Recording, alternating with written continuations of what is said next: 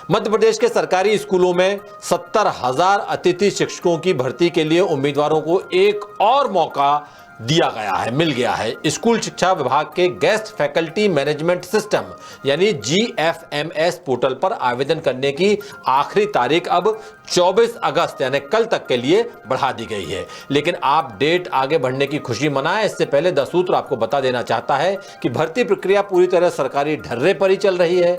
यानी जिस पोर्टल पर ऑनलाइन एप्लीकेशन भरे जा रहे हैं वो हद से ज्यादा धीमा चल रहा है, जिस वजह से अब तक आवेदन नहीं कर पाए उम्मीदवार जबरदस्त तरीके से परेशान हो रहे हैं।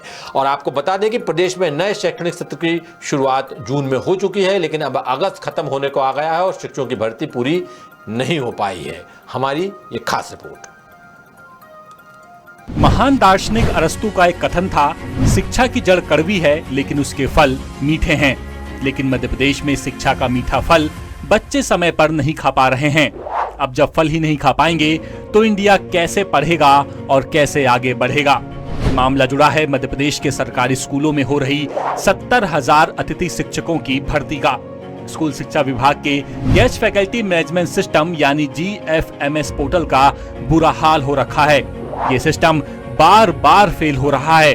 एक बार फिर से अतिथि शिक्षकों की भर्ती प्रक्रिया आगे बढ़ा दी गई है। अब अतिथि शिक्षक 24 अगस्त तक GFMS पोर्टल पर आवेदन कर सकते हैं, लेकिन अतिथि शिक्षक आवेदन नहीं कर पाएंगे। बार बार स्कूल शिक्षा विभाग अतिथि शिक्षकों की भर्ती प्रक्रिया आगे बढ़ा रहा है और बार बार उसका पोर्टल साइट पर लोड होने में दम तोड़ रहा है। आपको बता दें कि लोक शिक्षण संचालनालय यानी DPI ने पहले आवेदन की लास्ट डेट 30 जुलाई तय की थी, लेकिन सर्वर की समस्या के चलते भर्ती प्रक्रिया बार बार आगे बढ़ाई गई और बढ़ते बढ़ते ये प्रक्रिया 4 बार बढ़ चुकी है। यहाँ गौर करने वाली बात ये भी है कि स्कूल शिक्षा विभाग के निर्देश के मुताबिक उन अतिथि शिक्षकों को ज्वाइनिंग में वरीयता मिलेगी जिन्होंने पिछले साल यानी 2023 में सेवाएं दी हैं। इसके अलावा एक और नियम ये कि सरकार ने साफ कर दिया कि जिन अतिथि शिक्षकों की कक्षाओं का पिछले साल का रिजल्ट 30% से कम रहा, उन्हें दोबारा मौका नहीं दिया जाएगा। विवाद सिर्फ इतना ही नहीं है, प्रदेश के सरकारी स्कूलों में 1 जून से 2024-25 शैक्षणिक सत्र की शुरुआत हो चुकी है, लेकिन सरकार ने अगस्त से अतिथि शिक्षकों की भर्ती शुरू की और वो भी सही तरीके से नहीं हो सकी।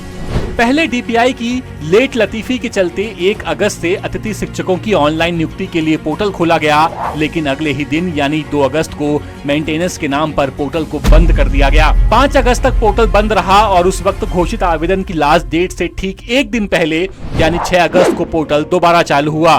पोर्टल खुला तो आवेदकों की लाइन लग गई और धड़ाधड़ 12 लाख से ज्यादा आवेदन आ गए। इसी के साथ पोर्टल पर नई तकनीकी उलझन शुरू हो गई। किसी अतिथि शिक्षक के आवेदन से स्कोर कार्ड तो किसी के आवेदन से बीते सालों के अनुभव की जानकारी गायब कर दी गई। स्कूल शिक्षा विभाग और DPI ने अपनी नाक बचाने के लिए तीसरी बार आवेदन करने की लास्ट डेट बढ़ाई और 21 अगस्त तक आवेदन जमा करने की बात कही। लेकिन अब एक बार फिर से GFMS पोर्टल पर दिक्कत आने लगी है तो आवेदन की प्रक्रिया 24 अगस्त तक बढ़ा दी गई। कुल मिलाकर ये पूरा मामला ठीक वैसा ही है जैसे कि करे कोई और भरे कोई।